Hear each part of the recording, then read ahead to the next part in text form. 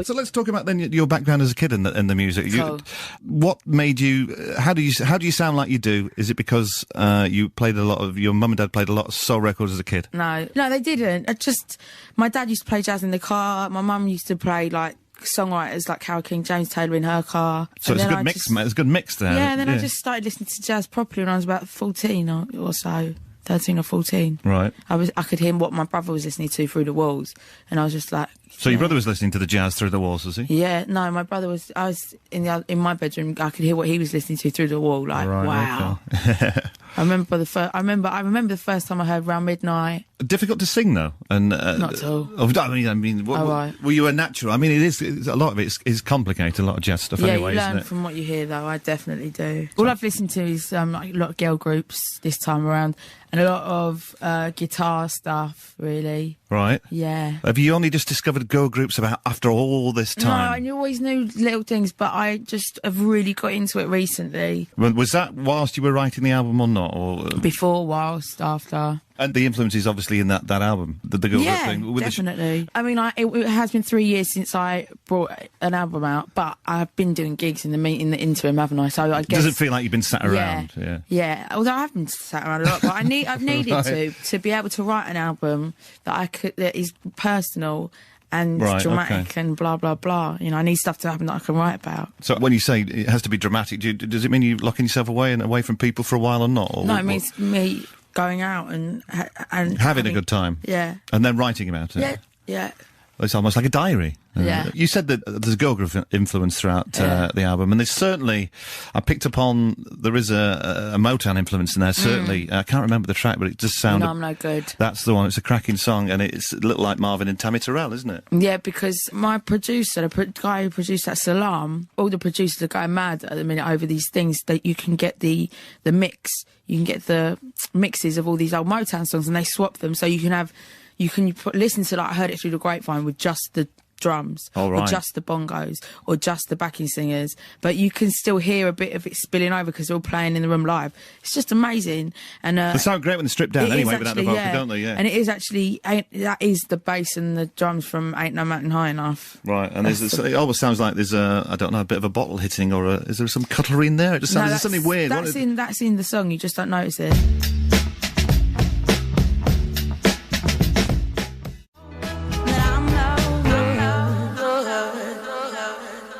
I don't know, I didn't think this has to be really authentic.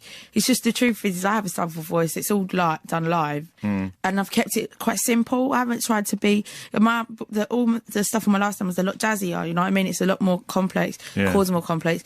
In this album, there's like 10 chords throughout the whole album. Right, okay. There's only a couple of songs that use like busy chords, like Wake Up Alone is quite busy, you know. But I've just tried to keep it quite simple. Because even something like the sound of the drums on Rehab sound like Motown drums, or like dirty. I don't know how you do it, or it just happened. Yours just saying, it was well, that's the sounds that we like. You know what I mean? Yeah. You just make music that you like and you'd want to hear. You know what I mean?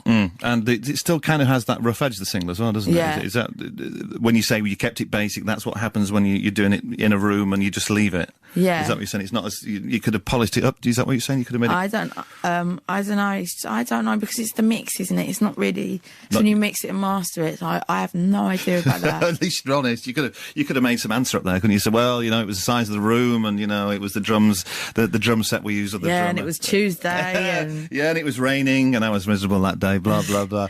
And what can we look forward to? Are you looking forward to the tour? Because is it first big tour in a while? This. Yeah, I can't wait. I cannot wait. I'm like a gypsy. I just pack a bag and go. Do you know what I mean? There's nothing I like better than being on tour, waking up, you know, being with my boys. You know, so it's nice. Are these bigger venues as well? Yeah, no, they're actually not as big as I played before. Oh, they're not. Because I want to do a few. I want to do a few tours. I mean, my management know how much I love touring. I don't like doing massive gigs. Like, I'll never ever.